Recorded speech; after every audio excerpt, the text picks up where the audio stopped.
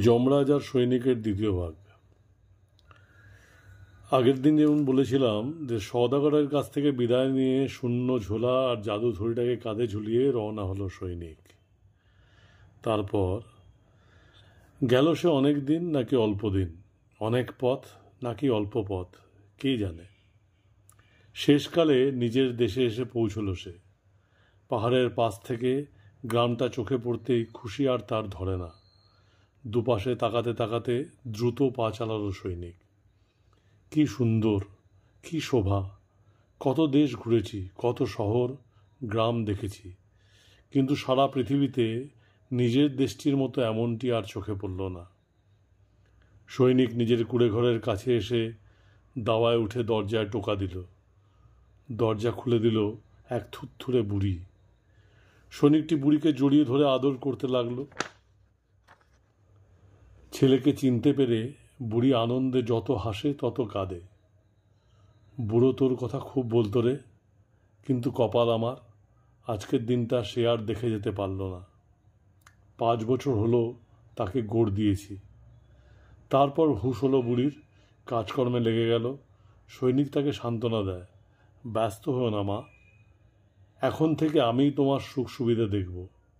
এই বলে সৈনিক জাদুথলি বের করে নানা রকম খাবার দাবার চাইল। তারপর থলি থেকে সব বের করে টেবিলের ওপর সাজিয়ে রেখে মাকে বলল, নাও, যত পারো খাও। পরদিন সৈনিক আবার জাদুথলির কাছ থেকে গিয়ে কিছু রূপো চাইল। তারপর কাজে হাত দিল। নতুন বাড়ি তুলল সে, গরু কিনল, ঘোড়া কিনল, সংসারে যা দরকার সব জোগাড় করল। তারপর একটা কোণে দেখল বিয়ে করে ঘর সংসার করতে লাগলো। বুড়িমা তো নাতি নাতনিদের দেখাশোনা করতে পেয়ে ভারী খুশি। এইভাবে 6-7 বছর কেটে গেছে। অসুখ হলো সৈনিকের। 3 দিন বিছানায় পড়ে, খাওয়া নেই দাওয়া নেই, অবস্থা খারাপ হতে লাগলো। 3য় দিনে সৈনিক দেখল যমরাজ তার পেছনে বিছানার পাশে এসে দাঁড়িয়ে খাড়ায় শান দিচ্ছে আর ঘন ঘন তার দিকে তাকাচ্ছে। যমরাজ বলল, তৈরি হও সৈনিক, তোমার জন্য এসেছি, প্রাণ নেব তোমার। সৈনিক বলল, এত তাড়া কিসের? আরও 30 বছর বাঁচতে দাও, ছেলেপুলেদের মানুষ করি, বিয়ে দিই, নাতি নাতিদের মুখ দেখি, তারপর নয় এসো। এক্ষুনি যে মরা আমার চলবে না। না হে সৈনিক, 3টি ঘন্টাও আর পরমায়ও নেই তোমার। বেশ, যদি 30 বছর না হয় অন্তত 3 বছর সময় দাও। কাজ তো আমার কম নয়, সব গুছিয়ে যেতে হবে। যমরাজ বলল, 3 মিনিটও নয়। সৈনিক আর অনুরোধ করল না, কিন্তু মরবার তার একটু ইচ্ছা ছিল না। অতি কষ্টে বালিশের তল থেকে জাদু থলিটা বার করে সে দুলিয়ে বলল, থলির ভিতর আয়। বলতে না বলতেই সৈনিক একটু সুস্থ বোধ করতে লাগলো। যম যেখানে দাঁড়িয়েছিল তাকিয়ে দেখে কেউ নেই। থলির মধ্যে তাকিয়ে দেখে কি স্বয়ং যমরাজ বসে। থলিটা এঁটে বাঁধতেই সৈনিক বেশ সুস্থ হয়ে গেল, খিদেও ফিরে এলো। বিছানা থেকে নেমে এক টুকরো রুটি কেটে নুন দিয়ে খেয়ে ফেলল সৈনিক। তারপর এক জাগ কভাস খেতেই একেবারে সেরে গেল। ভালো কথার মানুষ ন, নাক কাটা কোথাকার, রুশ সৈনিকের সঙ্গে লাগতে আসার মজাটা এবার টের পাবে। কি করতে চাও আমায় নিয়ে? থলির ভেতর থেকে আওয়াজ এলো। সৈনিক উত্তর দিল, থলিটার জন্য মায়া হচ্ছে, কিন্তু কি আর করা যায়, বিসর্জনই দিতে হবে। তোমাকে পানা পুকুরে ডুবিয়ে দেবো, সারা জীবনেও থলির বাইরে থেকে আসতে পারবে না। ছেড়ে দাও সৈনিক, আরও 3 বছর পরমায়ু দেবো। হুঁ, আর ছাড়ছি নে, দোহাই তোমার, ছেড়ে দাও, তোমার কথাই রইল, আরও 30 বছরই না হয় বাঁচতে দেবো। বেশ, ছেড়ে দেবো, শুধু একটি শর্তে, এই 30 বছরের মধ্যে তুমি কারো প্রাণ নিতে পারবে না। যম বলল, সে হয় না, কারো প্রাণ নেব না তো খাবো কি? এই 30 বছর গাছের ফলমূল, ছাল, পাথর খেয়ে কাটাবে। যম কোনো উত্তর দিল না। কাজেই সৈনিক জামা জুতো পরে তৈরি হয়ে বলল, রাজি যখন হলে না, তখন চলো তোমাকে পানা পুকুরে দিয়ে আসি। বলে থলিটা তুলে নিল কাঁধে। যম তখন বলে উঠল, বেশ, তাই হোক। 30 বছরের মধ্যে আমি কারো প্রাণ নেব না, কেবল ফলমূল, ছাল, পাথর খেয়ে মাঠে মাঠে কাটাবো। এখন আমায় ছেড়ে দাও। সাবধান, ঠকাবার চেষ্টা করো না যেন। সৈনিক যমকে গ্রামের বাইরে নিয়ে গিয়ে থলিটা খুলে ছেড়ে দিল। বলল, যাও, আমার মত বদলানোর আগেই পালাও। যম খাড়া তুলে নিয়েই বনের মধ্যে দৌড়। মাঠে মাঠে ফলমূল, ছাল, পাথর খুঁজে বেড়াতে লাগলো। খোঁজে আর কামড়ায়, তাছাড়া আর উপায় কি? আর লোকেদের তখন আর আনন্দ ধরে না, কারো অসুখ নেই, কেউ মারা যায় না। এইভাবে 30 বছর কেটে গেল। ইতিমধ্যে সৈনিকের ছেলেপুলেরা বড় হয়ে উঠল, ছেলেদের বউ জুটল, মেয়েদের স্বামী। বড় হয়ে উঠল সংসার। কারো দরকার সাহায্য, কারো প্রয়োজন উপদেশ, কাউকে বা বুদ্ধি দিতে হয়, সবাইকে বুঝিয়ে শুনিয়ে কাজ দিতে হয়। সৈনিকের তার ভারী কাজ, ভীষণ খুশি। সব দিকেই সৈনিকের ভাগ্য খুলে গেল, গড়গড়িয়ে চলল জীবন। কাজ নিয়ে মেতে আছে সে, মরণের কথা ভাববার সময় কোথায়। একদিন কিন্তু সত্যি এসে হাজির হলো যম।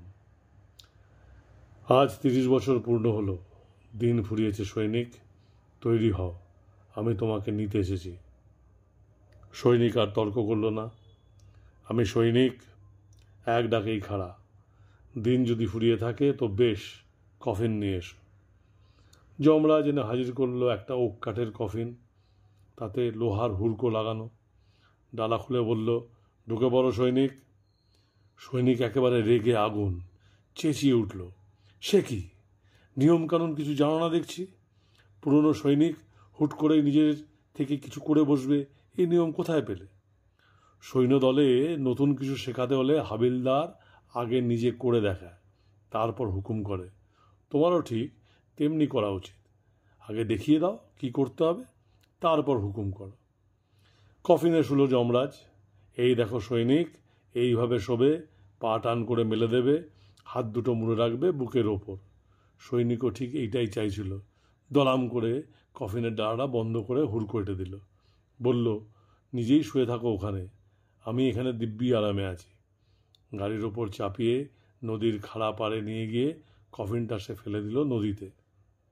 নদী কফিনটাকে ভাসিয়ে নিয়ে গেল সমুদ্রে। তারপর বছরের পর বছর ধরে সমুদ্রে ভেসে বেড়াতে লাগলো যমরাজ।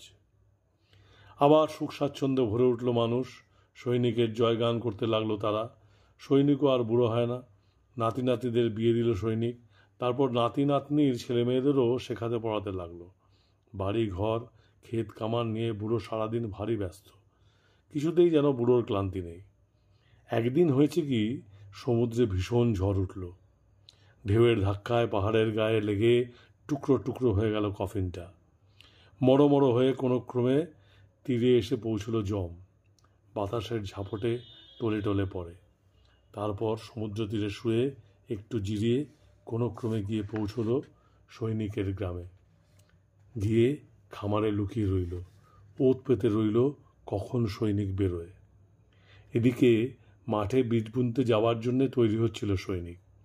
বীজ নেবার জন্যে একটা খালি বস্তা নিয়ে গোলা ঘরে গিয়ে পৌঁছতেই যম বেরিয়ে এলো।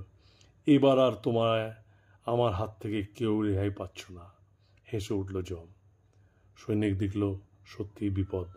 ভাবল, যা হওয়ার তা হবেই। নাক কাটাটার হাত থেকে যদি নেহাত ছাড়া নাই পাই, তবুও কিছুটা ভয় তো দেখাতে পারবো। এক ঝটকায় খালি বস্তাটা কোটের তলা থেকে বের করে নিয়ে সে চেঁচিয়ে উঠল, ফের ঢুকতে স্বাদ হয়েছে থলিটায়, তাই না? আবার পানা পুকুরে চুবুনি খাওয়ার ইচ্ছে হয়েছে নাকি?